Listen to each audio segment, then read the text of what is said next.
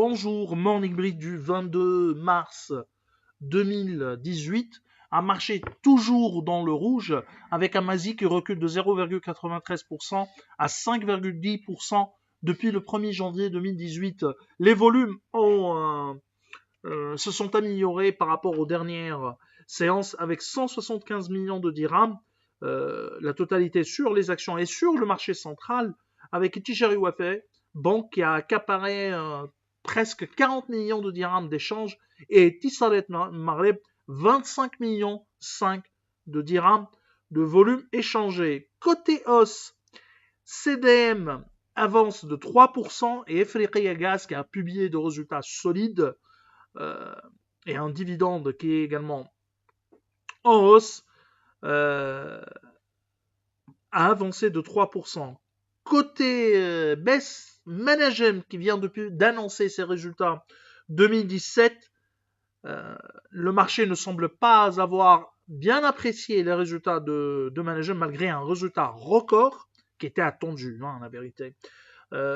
Donc Managem recule de 4,01%, Marsa Maroc perd 3,87% et BMCI qui a perdu également 3,18%, qui a publié également des résultats qui sont inférieurs aux attentes, par contre, pour la filiale marocaine de BNP Paribas. Alors, commentaire des résultats. On commence par Autohol avec Grada qui va nous commenter les chiffres d'Autohol. Merci Kais, bonjour tout le monde. Donc Autohol a annoncé des revenus consolidés stables de l'ordre de 5,055 milliards de dirhams contre 5,013 milliards de dirhams estimés par Alpha Mena. Donc le chiffre d'affaires de la société mère s'est établi à 3,8 milliards de dirhams contre 3,914 milliards de dirhams prévus par Alpha Mena, soit une baisse de 3% par rapport à 2016. L'EBITDA a connu une hausse de 8% à 490 millions de dirhams, soit une marge d'EBITDA de 9,7% en progression de 75 points de base en glissement annuel. Une petite amélioration, mais loin des niveaux de marge enregistrés en 2013. En outre, le résultat net consolidé ressort au-dessous de nos attentes, baissant de 13% à 167 millions de dirhams contre 192 millions de dirhams en 2016, suite à des pertes de change de l'ordre de 55 millions de dirhams. Par ailleurs, le dividende proposé est en ligne avec nos attentes et se situe à 3,5 dirhams. Rappelons que Alpha Mena est allégé avec un target price de 94 dirhams. Merci, Kais. Alors, Iram va nous commenter les chiffres ou les résultats de BMCI. Merci Kais. Alors, les performances de BMCI en 2017 sont inférieures à nos attentes. En effet, grâce à une maîtrise des charges d'exploitation et une amélioration du coût du risque qui s'est établi à 524 millions de dirhams, contre 584 attendus en 2016, la banque a réussi à enregistrer un résultat net part du groupe de 547 millions de dirhams versus 619 millions de dirhams prévus par notre modèle. Le top line a en effet régressé de 1,27% suite à la baisse des revenus d'intérêt sous l'effet d'une baisse de 0,5% des crédits accordés à la clientèle à 49,6 milliards de dirhams contre 49,9 milliards de dirhams en 2016 et une hausse des dépôts à 43,4 millions de dirhams contre 42,2 millions de dirhams, soit 2,8% de progression.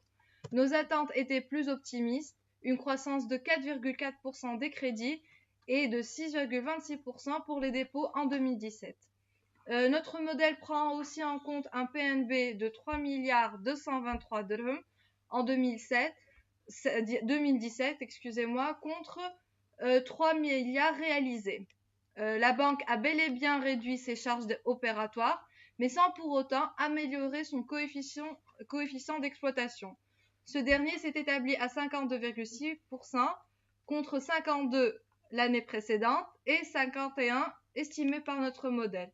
Notons que les résultats avant impôt sont quasi stables, plus 0,6%, mais l'effet positif du retour au taux normatif de 40% des impôts, en rappelant que 2016 a subi les retombées du redressement fiscal et le taux d'imposition s'était établi à 53% des bénéfices en 2016. Donc ce retour au taux normatif a permis à BMCI de redresser son bénéfice à une croissance de 26,8% pour l'exercice 2017. Concernant le dividende, le management a annoncé que le montant sera communiqué suite à l'Assemblée générale. Nous rappelons que nous sommes à vente avec un target price de 770 dirhams. Merci Qais. Merci Ram. Donc, management culturel année donc 2017 avec des chiffres records, 5 milliards de dirhams de chiffre d'affaires en hausse de 19%. Suite à la consolidation des performances opérationnelles du groupe dans un contexte favorable de hausse de cours. Donc c'est un contexte de prix globalement favorable. L'excédent brut d'exploitation d'EBITDA s'est donc établi à 1,9 milliard, en amélioration de 28% par rapport à 2016.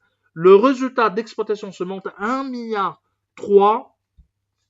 principalement grâce à l'impact positif de la plus-value de cession de 61,2% du capital de l'Amical à Wambao Mining au Congo, générant un flux de cash de 1 milliard de dirhams. Managem a réalisé un résultat net part du groupe de l'ordre de 879 millions de dirhams contre 289 millions de dirhams l'année dernière, parfaitement en ligne avec nos estimations. De même, le conseil d'administration a proposé la distribution de dividendes par action de 23 dirhams. Nous sommes à vente avec un target price 1301 dirhams. SBM affiche des résultats positifs. Avec un chiffre d'affaires consolidé en légère hausse de 1% à 2,4 milliards contre 4% prévu par notre modèle. Le résultat d'exploitation s'est amélioré de 8% à 554 millions de dirhams avec une marge d'exploitation de 22,9% en hausse de 160 points de base contre 156 millions de dirhams avec une marge d'exploitation de 22,3% prévue par Alpha Ménin. Donc, ce qui a été publié par SBM est supérieur à nos attentes en termes de marge. Le résultat net part du groupe a augmenté de 23% à 402 millions de dirhams contre 370 millions de dirhams prévus par notre modèle. Le dividende proposé est de 135 dirhams par action contre 110 par action l'année dernière.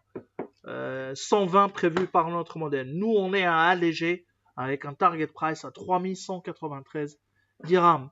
Alors, je vous souhaite une bonne journée. Au revoir, à demain.